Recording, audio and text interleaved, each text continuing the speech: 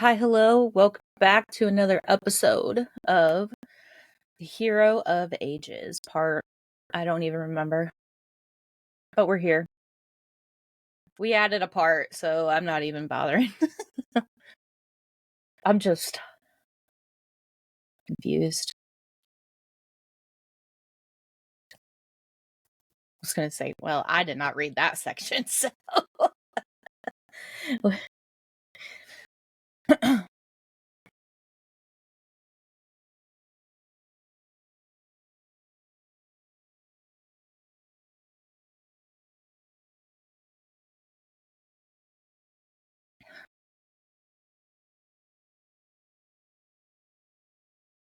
yeoman, whatever.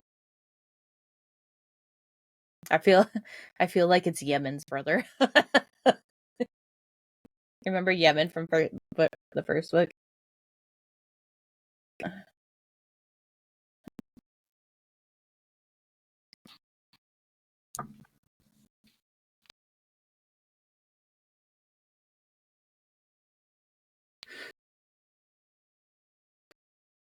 I asked Will how to pronounce it last night. He was like, I don't even remember. And I'm like, cool. Urteau.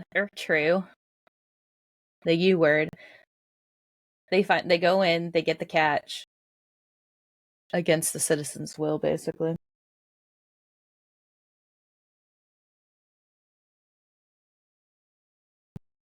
You're not wanted here. Bitch, you ain't either.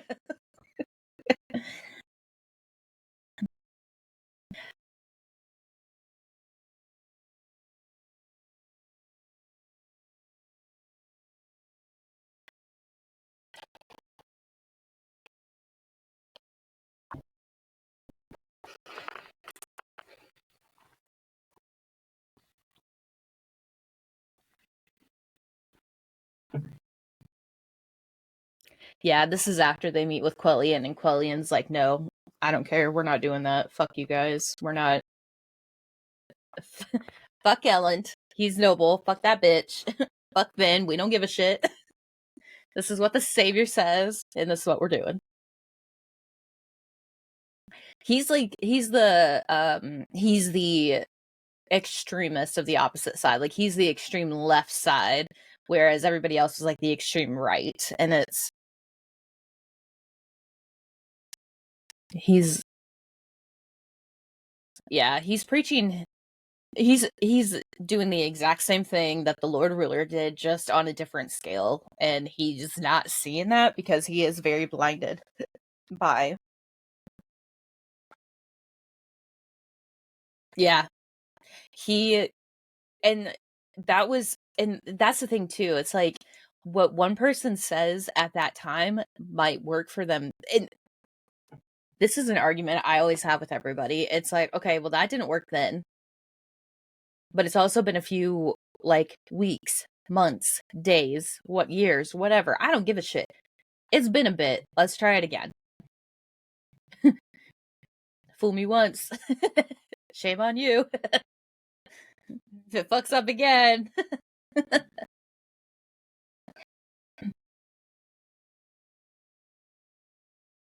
Yeah. Fuck the ska.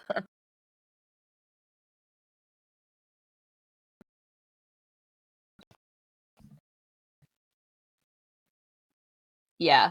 And he's essentially just using like 1,000 years of pent up annoyance and anger.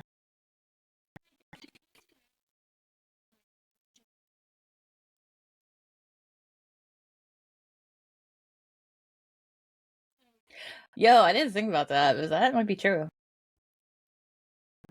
Like, I don't know. And the fact that I get, there's like an argument later on in the chapter, or, well, not in this chapter, but in another chapter, where they were like, yeah, he said those things, but like, is it right? And it's like, was it right then? Maybe part of it was right, because, like, yeah, you're being persecuted, and, like, yeah, this is a tyrant that needs to come down, but you're not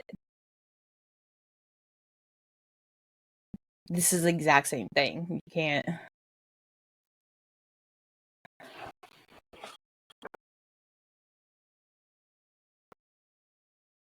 Yeah.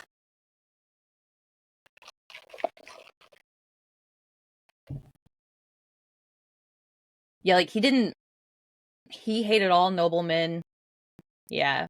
He hated all noblemen. And then he started seeing like changes in a few of them. And then Vin was like, Elend's this way. Like, Elend's this way. Like, she was trying to change Kelsier's view because Elend was going to be one of those victims of Kelsier's. And she's like, I don't know. I don't think he's that way. And he trusts Vin, and he started to believe her because she was in the nitty gritty of it all. She was seeing them for who they are. But so Quellian's just being an ass, and everybody is like, all right, well, we want to stay here, so.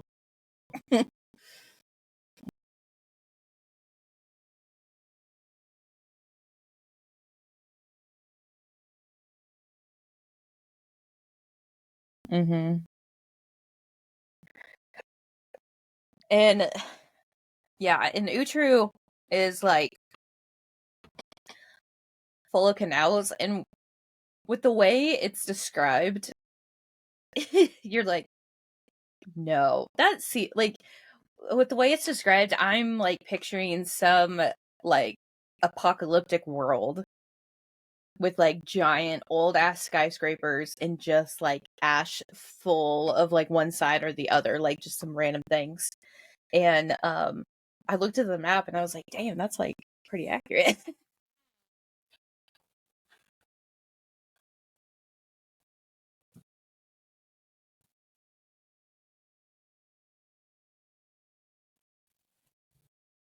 Mm-hmm.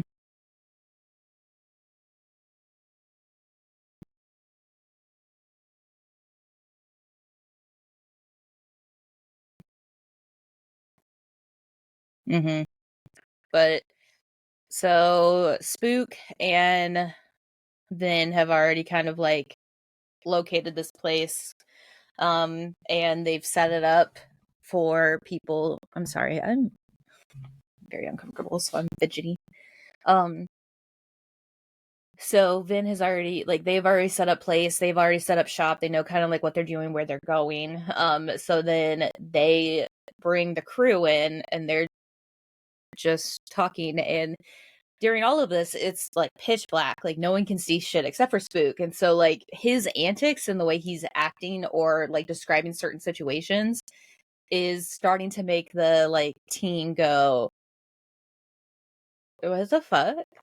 First of all, is this like his, and Breeze believes that it's like a bit that Spook is doing with his like eye over the thing, like his half eye sort, whatever, like he's a beggar, like he's just keeping the facade. Honestly, I probably would have understood that, like I would have believed that too. Like there's a lot of undercover people that if they break, it takes them a while to get back into it, and you have to keep it that way. Um so they're questioning his little quirks. It's what I think is what they called it. But and then they see all of the moving fresh fucking water, as fresh as the eye can see.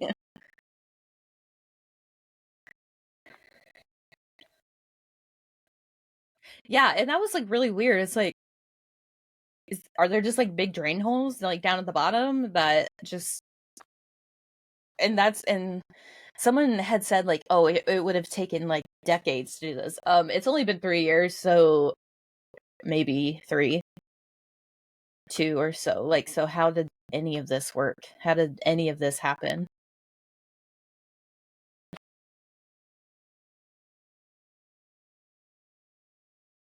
See, and that's what I was thinking.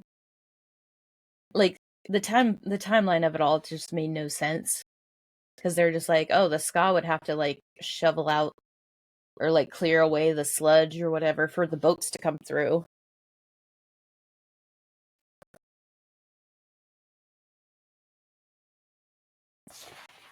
It could have been like a slow progression too.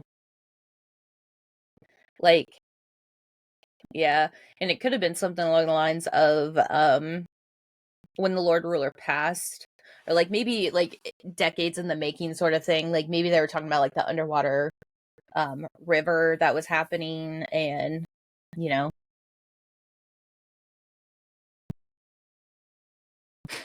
you got fidgety noises in the background. I'm fidgeting myself. We are just a couple of psychopaths right now. We got ADHD, bitch. Confirmed and undiagnosed here. But the question is, this is the one that they wanted to get into the catch the entire fucking time. They're like, this right here is what we need. We need to be in here. There was something specific we need to know about. And I think that they were thinking along the lines of like, this is the problem is that they're doing 2 cities at once. So I'm getting like, oh, okay.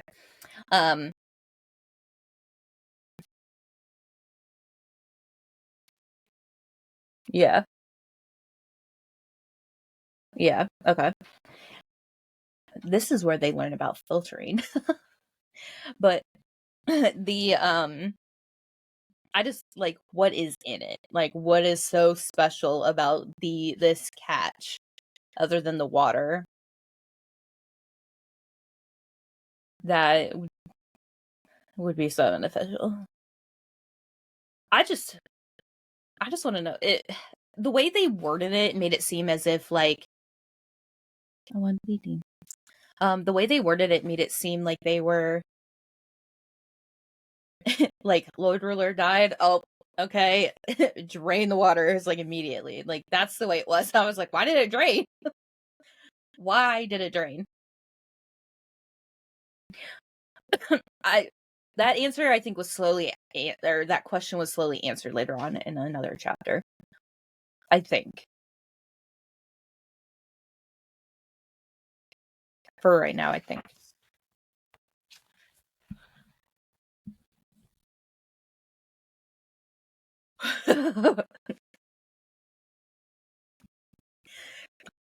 Listen, Ham was the MVP of this chapter.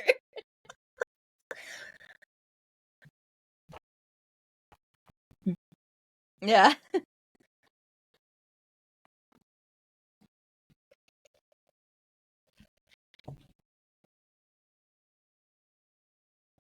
No, I was gonna say, meh. Kelsier taking over the saying that we're gonna take over an entire 1,000-year like tyrant. This is child's play, okay? But Set, let me tell you, Set has the best disability for Ham. So basically, in this chapter, they're getting ready for the ball. The fuck just happened?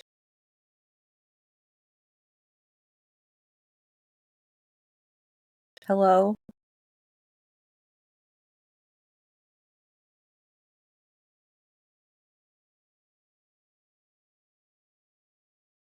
Did I lose internet? Okay, continue. If you can hear me, continue, I guess.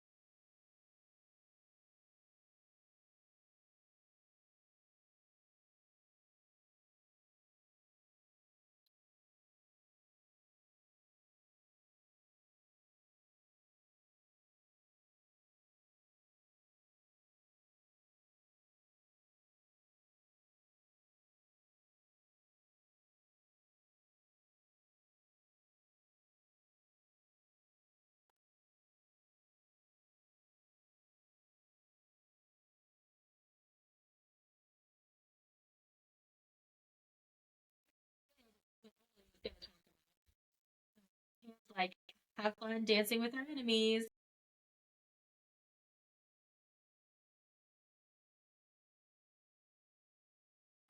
I fucking give up. What the hell is happening?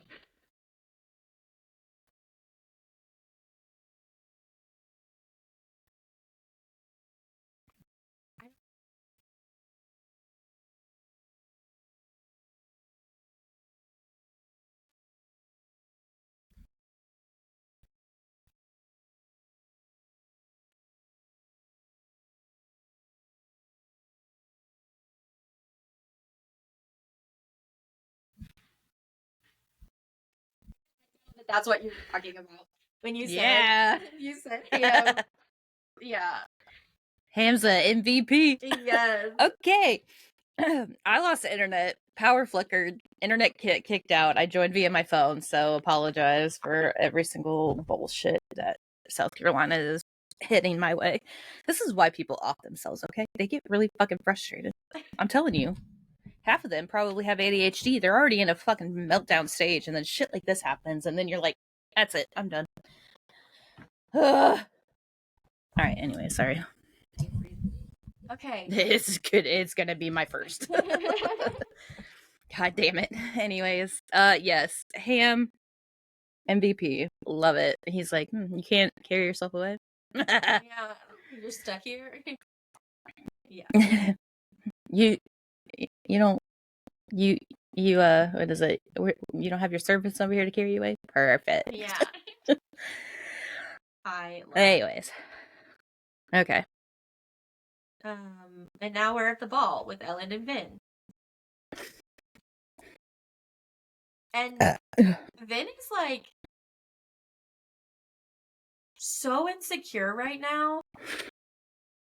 But like she knows how to do this. Like they are the confidence in her killing people is like top tier. And then she just walks into like a ball where she just has to stand there, look pretty, and then just talk to people randomly. Yeah. Nope. Well, and then she goes and like finds the top bitch or whatever, like the mean girl of the ball, and she goes and just starts like fucking with her. Shan? What is it? Shan or Sean or whatever? I know it's like SHAN. The problem is that Will's been listening to another Brandon Sanderson book in the same universe as this place, so like the Cosmere, and the female over there is Shalon. So it's like, is it Sean? Shan? In this chapter, they just call her Lady Patrician. Oh, I'm talking about like the one from the first, the like hidden Mistborn from the first book that was like engaged to Ellen. Yes. Yo. Okay, hold up though. Like, this bitch is a fucking savage. She's like, oh, I know who you are. You're a distant cousin of Ilariel, right? Yeah, I remember a hidden Mistborn that I just murdered. Your cousin, right? Yeah. My husband's ex-fiance? Yeah. Yep. He's mine. Ugh. Man, she was such a savage for this. Like, yeah, because she's like, there's something you must understand. You're not my adversary. I don't have time for people like you. You're a petty woman in an insignificant city, part of a doomed culture of nobility. I'm not talking to you because I want to be part of your schemes. You can't even understand how unimportant they are to me. And I'm just cracking up because she just like takes this woman's power, which is like, I'm a girl's girl, so like, if you want to survive, you can totally follow me. Yeah, I don't really give a shit about this, but I have bigger fish. She's like taking down the person that's been oppressing everyone else. Yeah. It's funny though because she's like, yeah, you're not my adversary. Like, I got a fucking god out there that I got to deal with. Yeah, like, calm down. I don't care about you. Calm down. And like she's really good at this because she then gets up and like walks away basically. And then some of the people that were sitting, or the women that were sitting with Lady Patricia, get up and come um up to Vin, and they're like, hey, can we introduce you like at the party? Like they switched allegiances that fast. Which shouldn't be a surprise, honestly, because like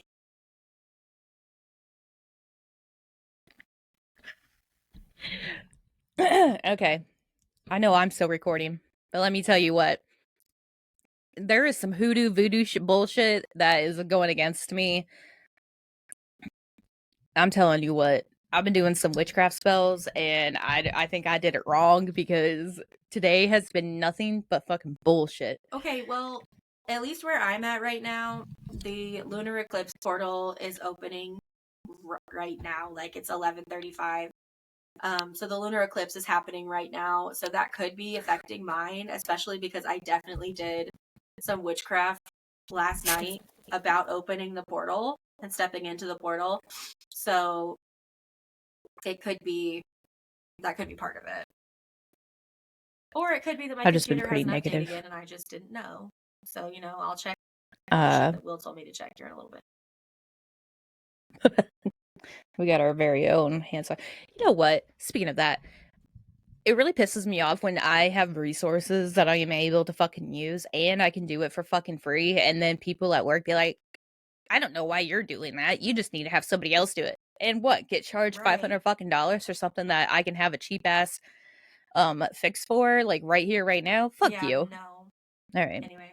That is probably part of the reason why I've been having such negativity right now, because that bitch is being negative. She's my witchcraft reason. All right, anyways. Anyway, so that's the end of chapter 30.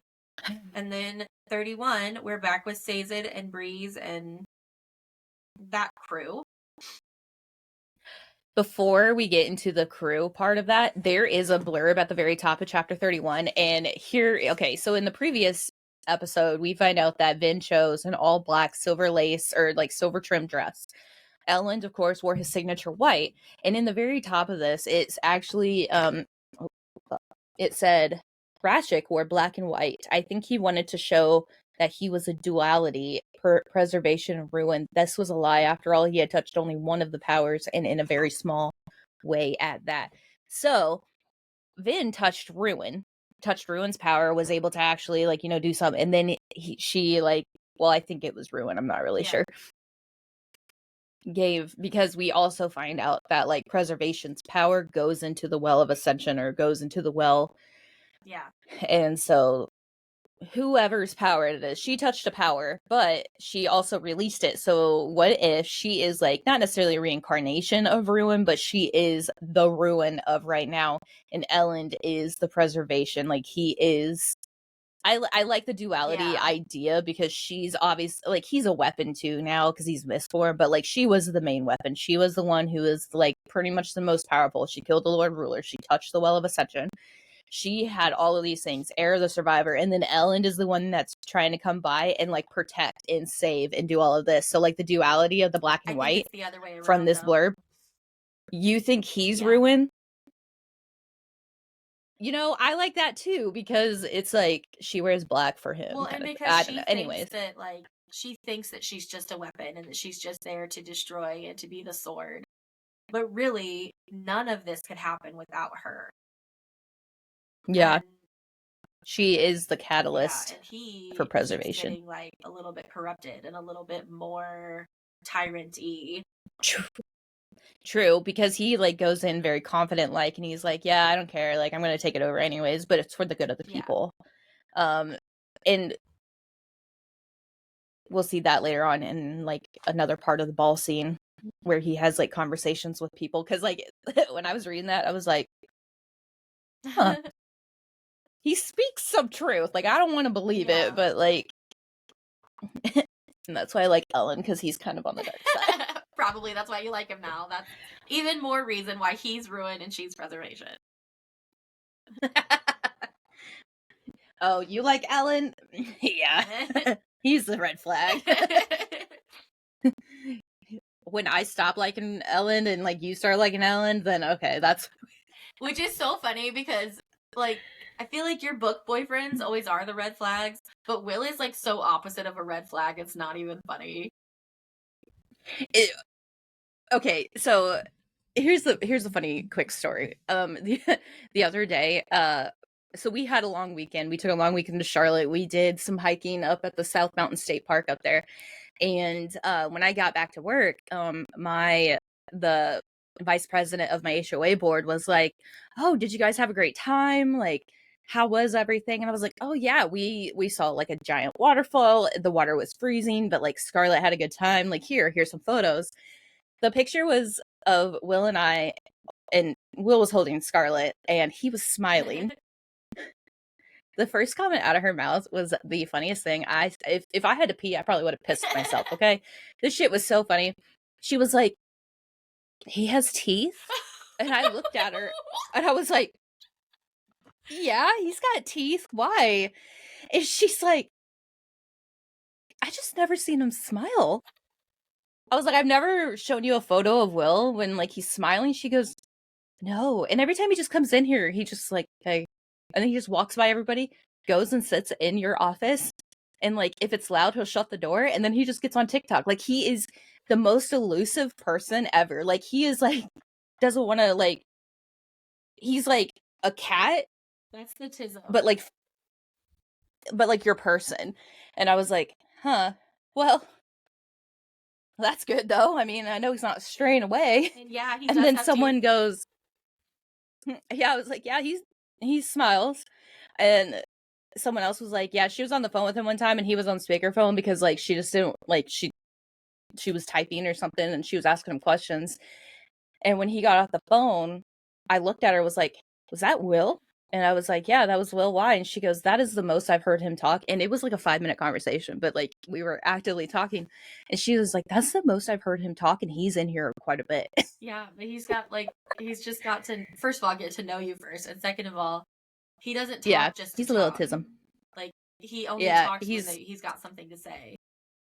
yeah, and and then my assistant Sarah goes, "Oh, that's why you like dark romance." I was like, What? "What?" And she goes, "Because like you got like the morally gray character in your life right now, and that's like." And I was like, "I mean, he's not doing morally gray stuff." I mean, That's and she funny. goes, "No," and I was like, "But he is like the black cat." And he turns into like a dog for me. Like, he's like the golden retriever dog for me. Yeah, that's valid, I guess. And she's like, yeah, something like that. I was like, "See, is he the opposite?" I mean, he has his moments. It really depends. If he's with his like not his crew, but like if he's with like people he knows and like not necessarily genuinely likes, but just like doesn't hate, Yeah. I guess. Because he's like, "I go in there and I don't want to talk to anybody because there's like 5 people in your office that I just don't like." And I was like, "Damn." And he goes, "No, seriously, I just don't. There's somebody in there I don't want to talk to, and anytime I come in, like I just walk right by." And I was like, Valid. Protect your "Okay." energy. And be atheist. I mean, you do you. Valid. But yeah. So it's really funny that like you're like, "Yeah, they're like the complete opposite." I'm like, I mean, but hmm, he doesn't have red he's flags other than the other than the gentle gaslighting.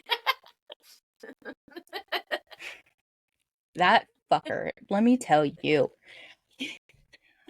I I sat there and I made a comment, or I was like talking about like a date, and he's like, "Are you sure it's that?" And I flipped around so fast, I was like, "You're not gonna fucking gaslight me on this.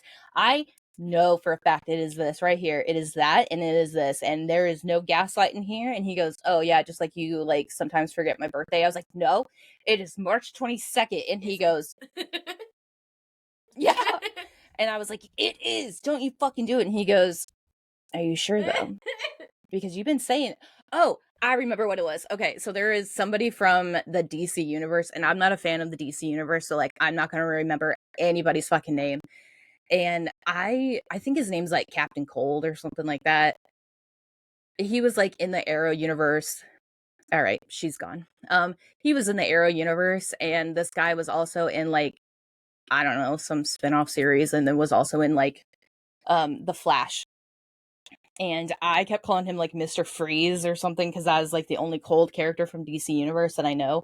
And I kept saying like different versions of Mr. Freeze or Captain Cold, or see, I just kept talking. And all of these like random ass like cold names. I think I even referenced him as Elsa once. I don't know. But his name's Captain Cold. And he was like, oh my God, did you actually get the name right the first time? And I was like, yeah, because you probably gaslit me into thinking that I was wrong the whole fucking time. And then I started calling him a different name, like Mr. Freeze or whatever, like fucking Mr. Clean bullshit. And you're over here, like, gaslighting me into thinking I was wrong. So then I flipped it. And then once I started getting it right, now you're making me think I'm fucking wrong. And that's when he brought up his birthday. He was like, just like you do with my birthday. He's going to be my 13th reason. He's like, you're a stressor. You give me stress. You know what? That's what you do. And I look at him and I'm like, yeah, well, you're going to be my 13th reason, bitch. It's going to be a murder-suicide. I tell you what. He's Aries. Little fucking that is fighter. Aquarius Aries energy right there. I know. I sit there and I'm like, man, what if our kid's going to, like, the way their relationship's going to work? It's going to be kind of terrifying. Just gentle bullying coming from like the living room, and I'll be like, are y'all okay out there? Yeah, Mom, he's fine. And then watch you get like a Pisces. Or a Cancer. Oh my God. Yo, my app says it's a low chance for a Taurus baby, so I was like, oh, thank God. They're already going to be stubborn enough. But like, I was sitting there thinking, and I was like, damn, our kids are going to have a rough time. We're going to be like, oh my God, they're like gentle bullying each other, and then we're going to be in the kitchen like, you fucking dick. They're going to think you're fighting. And then, like, all of a sudden, somebody just gets smothered with love, and you're like, oh. Oh, that's going to be really what fun a relationship's to watch, and I can't wait. We're just going to be growing up, and we're just going to have many versions of our own kids, and we're going to be concerned, and you're going to be like, this is you. Right, like, what? I don't understand. They're going to be fine. Anyways, okay, so Chapter hopefully 31. this is going to be chaotic, not even for the dialogue, just because of the internet. So yeah. So let's just push next through time, the rest of this, and then I'll see if I have an update before we start the next episode. And next time, I'm a firm believer of, if you say it won't happen, you better fucking knock on wood or it's gonna happen. Mm-hmm. We didn't do that. Yeah. So, okay. All right, fine. You think he is ruined? I don't, but I guess we'll see what happens if either one of us are real. But we do find out a little bit more about the catch, and a little bit more about like what, like the water, and like what the metal in writing says or whatever. Yeah. We also do find out that Spook is concerned, but not necessarily about his condition, but like I guess he's a little confused. He wants to know more information. Yeah. So he goes to Sazed and asks Sazed to essentially be hey, do you have like a religion that explains this? Like, can you help me out with it? And then Spook learns that he doesn't preach religions anymore. And then Spook makes a comment that actually made Sazed start thinking about like why he's doing it. Spook says, oh, is it because your lady friend wasn't very religious at all? Yeah. And Sazed's like, what? Huh? What do you mean? And it started making him think that just because, like, she didn't believe in it, but she wanted to hang out with him and be with him, so she dealt with it. And then, like, he started doing the same things with her. Mm-hmm. And he's like, Spook specifically says, I thought that maybe you wouldn't talk about religion anymore because that might be what she'd have wanted. And that, like, shakes Sazed to his core. He's like, oh, like, is that why? But that's Yeah, not what and she would have wanted. Like, yeah, she would have wanted. It's kind of like when Vin kind of went through the, is this what he would want? Would I keep the power to save him sort of thing? yeah. No, he would want, well, it would be great, like, for the better good. Yeah. So his depression takes hold of him at the end, and he still goes back into his little flurry of going through all these religions. But he does start thinking about it, and he does consider Spook's words. So Spook might be the key to healing Sazed. Yeah. Well, and the only thing I really wrote about this chapter was that Spook is more observant than he gets credit for. Because, like, he is portrayed as this, like, goofy, young, not really paying attention. There's nothing. Not a lot of substance, like, character. He's just a background character, yeah. But he's a spy. Yeah, coming to the forefront here. Yeah, and he's a spy, so he notices things. He reads people, and Spook doesn't realize that that is a key factor of, like, somebody who's very important to a group, whether, like, regardless of what it is. Yeah. If you read and see how people act or whatever, it's great. And you can do it from, like, far away distances. You don't have to be stupid close. And that's what makes him super important. Yeah. Everyone's going to get a healing arc this book, I tell you what. I like it. I need it. I need a healing arc. The same. I needed it so many different times. But the metal part is pretty cool. I mean, like, what's written in metal. We already know this, right? Because Electrum is the, what do they call it? The poor person's adium. Yeah. But he does. So the metal part says, the plan is simple. When the power returns to the well, I will take it and make certain the thing remains trapped. And still I worry. It has proven far more clever than I had assumed, infecting my thoughts, making me see and feel things I do not wish to. It is so subtle, so careful. I cannot see how it could cause my death, but still I worry. If I am dead, these catches will provide some measure of protection for my people. I fear what is coming, what might be. If you read this now and I am gone, then I fear for you. Still, I will try to leave what help I can. There are metals of allomancy which I have shared with none. If you are a priest of mine working this cavern and reading these words, know that you will incur my wrath if you share this knowledge. However, if it is true that the force has returned and I am unable to deal with it, then perhaps knowledge of Electrum will give you some aid. My researchers have discovered that mixing an alloy of 45% gold and 50% silver creates a new allomantic metal. Burning it will not give you the power of adium, but it will provide some help against those who themselves burn it. So we already knew that, but so, now like, they know, like, where they got that information from, though. Yeah, and some people are probably like, oh, this was stupid, like, this was blah, blah, blah. No, it's important in, like, unraveling why the Lord Ruler did what he did, bitch. Because we even learn about, like, why he basically tried destroying his people too.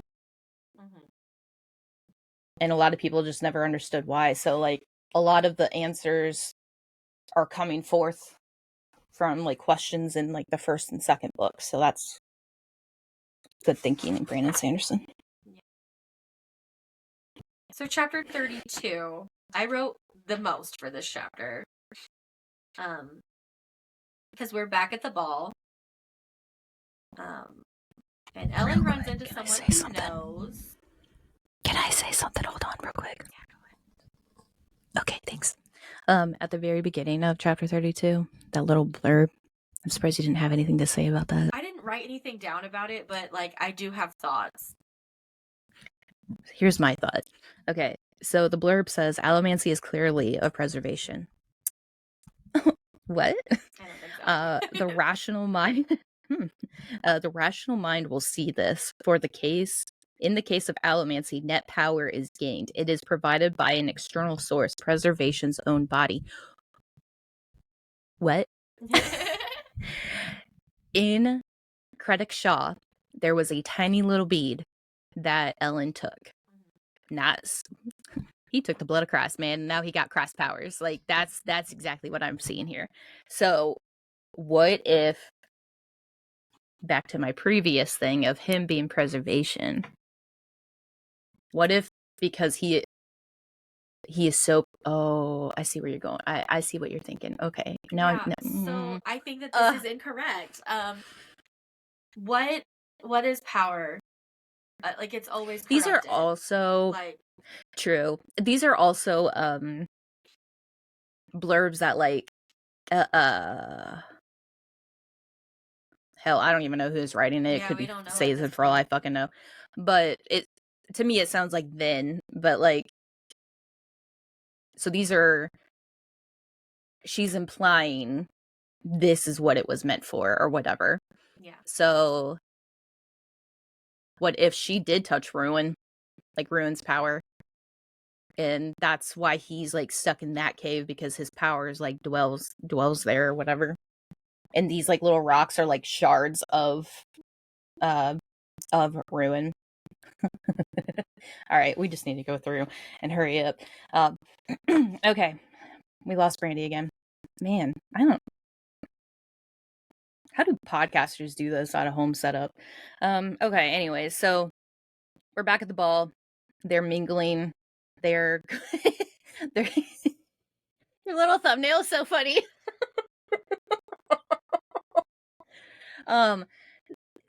So we're back at the ball. We're doing the things that we're mingling around. Elend does find an old friend of his.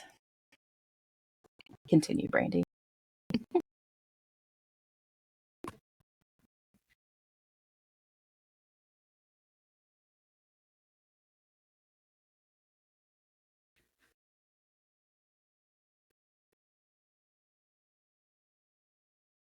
Oh, bitch. Teldon is one of the three, well, not three, but like besties with Jace and Elend from like Lord Ruler time. Rebels without a cause.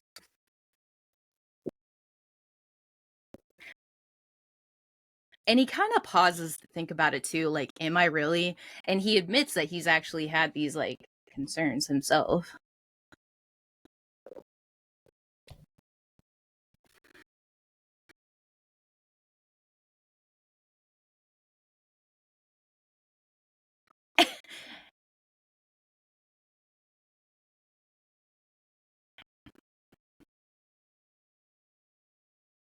I tell you what. Yeah. And it's funny too, because like he's catching up with his ex-bestie and he's like, I can't believe you didn't invite me to your wedding. And he's like, hold up. I know, that was a funny thing. He's like, you're at my coronation. Yeah, but you didn't invite me to your wedding. I'm your best friend. Okay, well, I murdered my other best friends.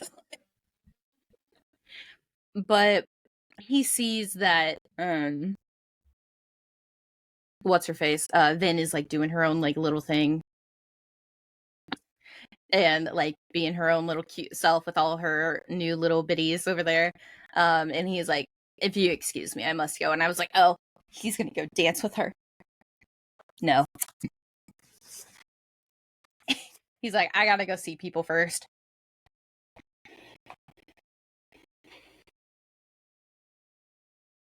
Yovin is a fucking prick. He is like, okay, I don't like Yobin, but he's speaking facts, and that's the sad thing about it. He is speaking so many facts. He's like, this is what the people wanted. They want security. They want this. They want that. And I was able to provide that. Yes.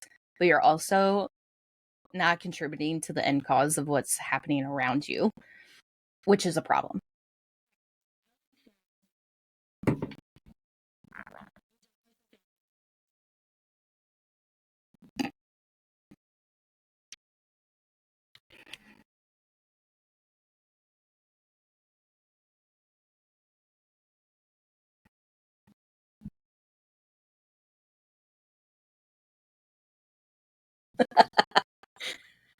Here's your long awkward pause.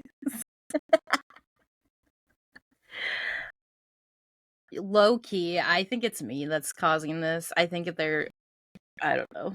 I'll have my at-home IT expert do this, but anyways,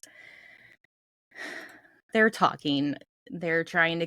He's trying to convince Elend, not Elend, but Yeoman to like parlay, or you can do whatever you want. I don't care, but like let me control this because like we need your resources. We need you for the greater good. We need this, this, or that. And of course, Yeoman is not having any. My 13th reason why is my ADHD meltdown. Your 13th reason why is whatever the fuck is happening.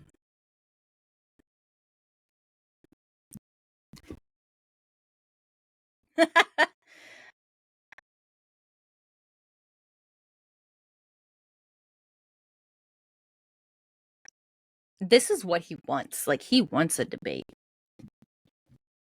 And it's great because he starts speaking things from books that were probably, I think they were considered like blasphemy. You can't read any of this, like the bad text.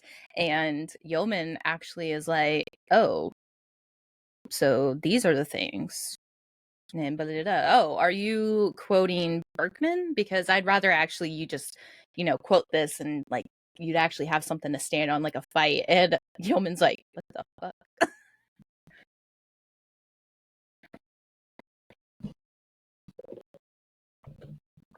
He yearns for it. We see a bit of, I was gonna say, we see a little bit of the old mischievous Elend in this scene too, which is really cool. We haven't seen him in 2 years.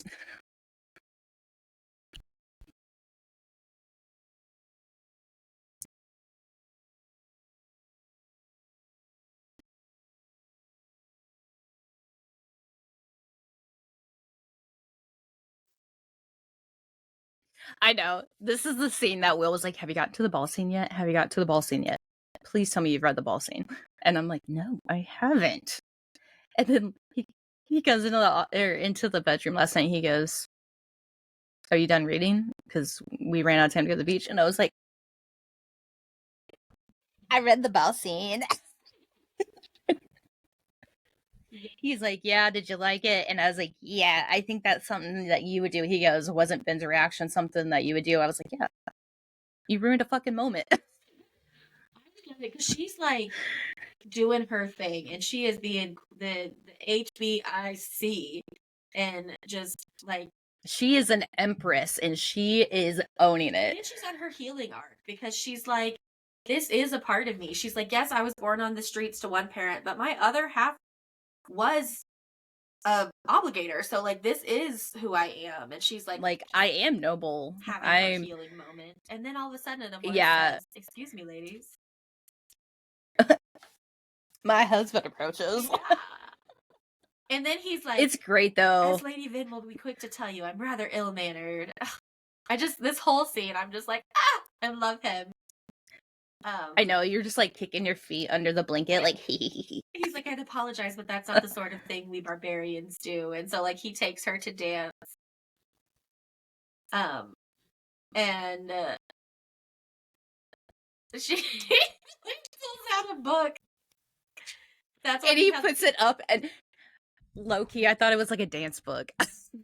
No, it was just a book. I was like, does he not remember how to read or like how to dance? So he's like having the steps up, and I was like, man, as an emperor, I probably wouldn't fucking do that. But it's the book that he was reading the night they met for the first time, and it's like, so she's like, Elend, I'm trying to have a special moment here. I'm blushing. And he's like, well, I want to make that special moment as authentic as possible. I mean, you are dancing with me after all. And she's like, for the first time. I'm just... And he laughs, like he smiles, and he like giggles about it. And it's so cute. It is. And that's some bullshit Will would do. I'd be like, God damn it, you're ruining a perfect fucking moment. Oh my gosh. And it's so cute because like this is something that she has thought about since like the balls back in Luthadel. Like, this is something that she has wanted to do, and she's not really made it known, but she did make like a little comment like, oh yeah, we never got to dance at the ball together or something. And it's been a bit since she's made that comment, and Elend pulls it out of his ass like, oh well, here we are, let's do it. Yeah. And it's like the Emperor and Empress, husband, wife, dancing for the first time, and it's the cutest thing. It's so and cute. it's like everybody else is like, what the fuck is happening with them? And it's like this cute little moment in between them. It's like only them. It's just adorable. Yeah. And I love it so much. And then there's like, they're talking while they're dancing, and he's like, I was an idiot. I was just trying to like stick it to my dad. And she's like, no, you were undirected, but still a good leader. You took control, stopped the Ska from committing slaughter. And then he's like, but then the whole Penrod fiasco. And she's like, you had things to learn, as I did. But please don't become someone else, Elend. You can be both Elend the Emperor and Elend the Man. And I was like, exactly! Like, learn from your mistakes, but don't let them turn you into someone you're not. Yeah. And because he is kind of like that tyrant. I mean, he might not be like a terrible sort of thing, but he is like conquering all these other whatever places. Yeah. So that's like shitty. But I mean, people don't understand, or people don't want to understand or want to know. They are like just wanting to be oblivious. Like, ignorance is bliss, basically. Like, they're just going to live their life. They might be dying or might die at some point in time, but like they're at least going to live their life.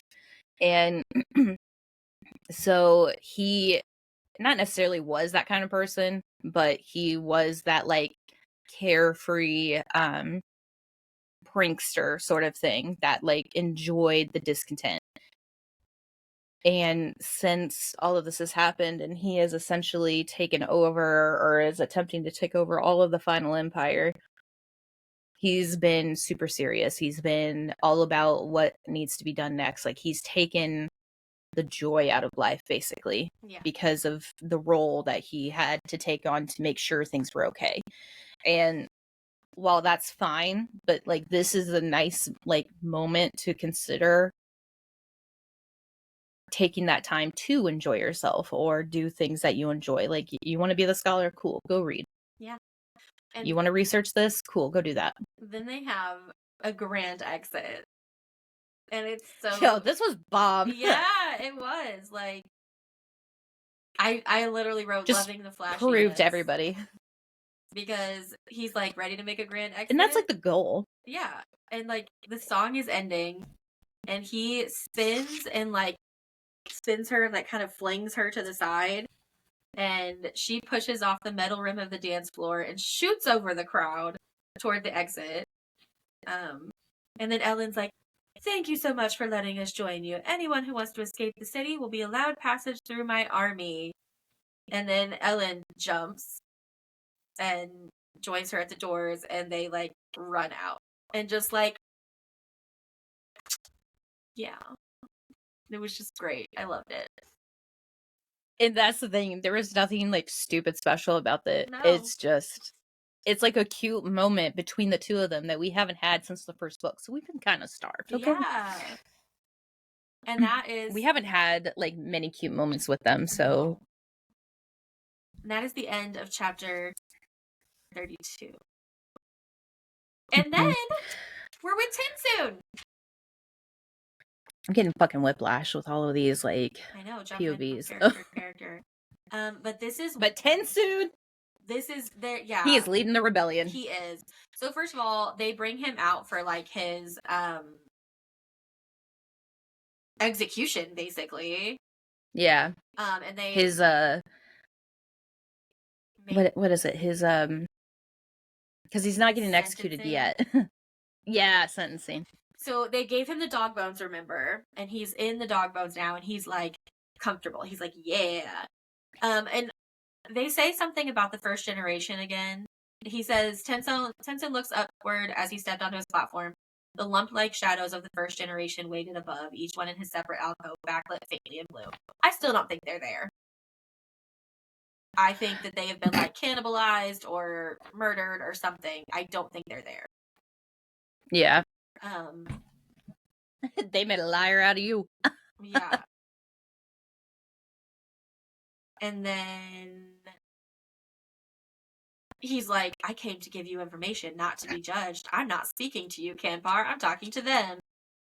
And he's like, if you think that you ignore the problems, they won't affect you, or is that you've stopped believing in your own teachings, the end of days have come, like blah blah blah blah blah. He's just like telling it like it is. And then at the end of his speech,